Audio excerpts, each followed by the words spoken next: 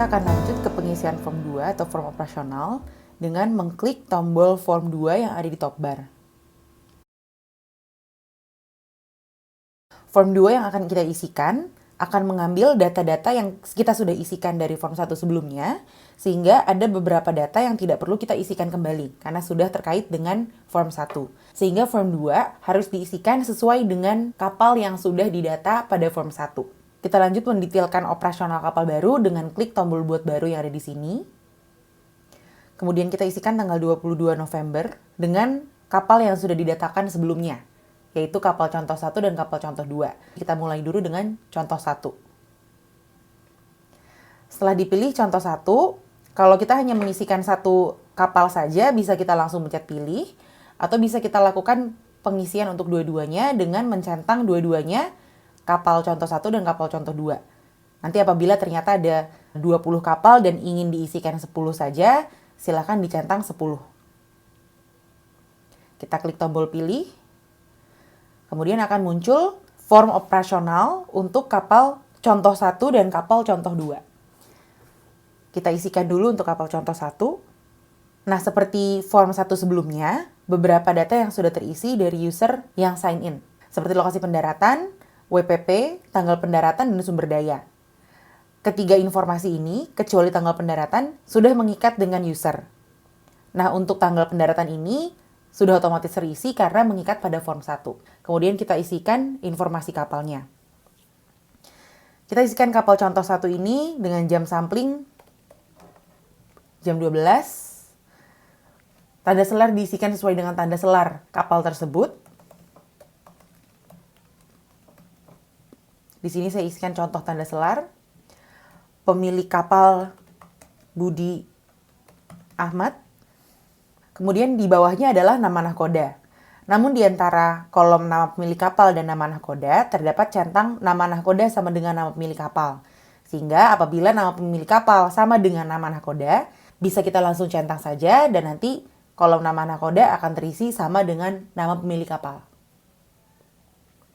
Kita lanjutkan dengan pengisian tanggal berangkat dan kembali. Kita isikan tanggal 19 sampai tanggal 22 dengan pelabuhan asal sesuai dengan pelabuhan asal kapal tersebut. Dan yang terakhir untuk bagian keterangan kapal adalah jumlah ABK. Jika sudah lengkap semua diisi, kita lanjut ke rincian kapal. Kita isi panjang kapal 20 meter, bobot kapal contoh 10 GT, mesin utama 20 PK, mesin bantu 10 PK.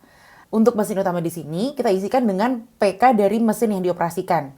Bila ada 5 mesin, namun yang dioperasikan hanya 3, diakumulasikan saja total dari ketiga mesin yang aktif tersebut. Material kapal di sini kita isikan kayu dengan daya cahaya contoh 500 watt, jumlah palka 5, jumlah box 5, kapasitasnya 1000 kilo, ukuran kapal bantu 10, kapasitas freezer 500 kilo, dan merek GPS Garmin. Setelah informasi kapal, yaitu keterangan kapal dan rincian kapal sudah lengkap diisi, kita bisa lanjut ke bagian bawahnya, yaitu rincian alat tangkap. Karena alat tangkap pada form 1 sudah kita isikan, untuk contoh kapal contoh 1 ini adalah bagan apung, kolom alat tangkap sudah otomatis terisi mengikuti dari data yang sebelumnya diisikan. Jadi kita hanya tinggal mengisikan jumlah alat yang dioperasikan, misalnya di sini adalah 2 piece atau unit. Material alat tangkap, saya isikan contoh material. Daerah penangkapan juga sama seperti alat tangkap karena sudah kita isikan di form 1 sebelumnya. Kemudian kita lanjut scroll ke bawah. Untuk spesifikasi alat tangkap, ini sesuai dengan alat tangkap yang dipilih sebelumnya.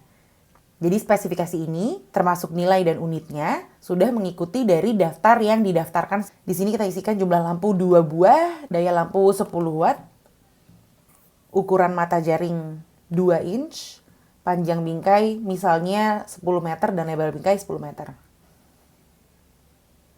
Kemudian kita lanjut dengan mengisikan kegiatan tambahan. Jumlah setting di sini sudah diisi sebelumnya.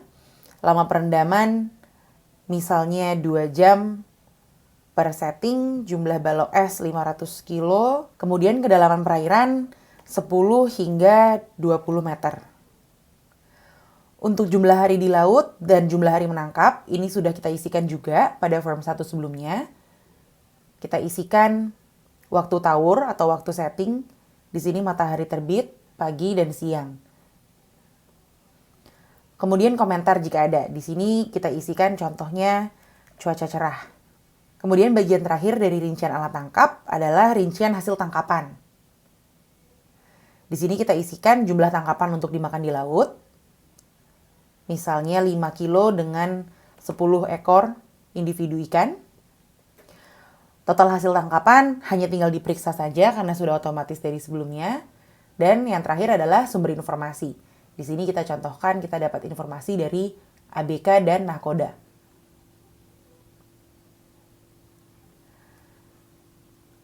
Yang terakhir adalah bagian rincian hasil tangkapan. Di sini kita tidak perlu lagi mengisi dari awal karena sudah mengikat dengan form 1 sebelumnya, lengkap dengan jenis ikan, kode FAO, volume dan individu, sehingga kita tinggal mengisikan cara penanganannya saja.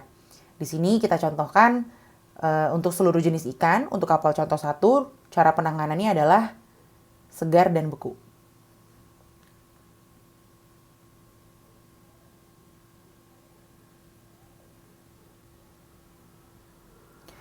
Jika sudah selesai dengan pengisian form operasional, periksa kembali data dari awal hingga akhir, kemudian klik tombol simpan di kanan atas. Jika data sudah berhasil tersimpan, akan muncul pop-up berhasil menyimpan data di kanan bawah, dan Anda akan berpindah ke data power sampling F2 operasional.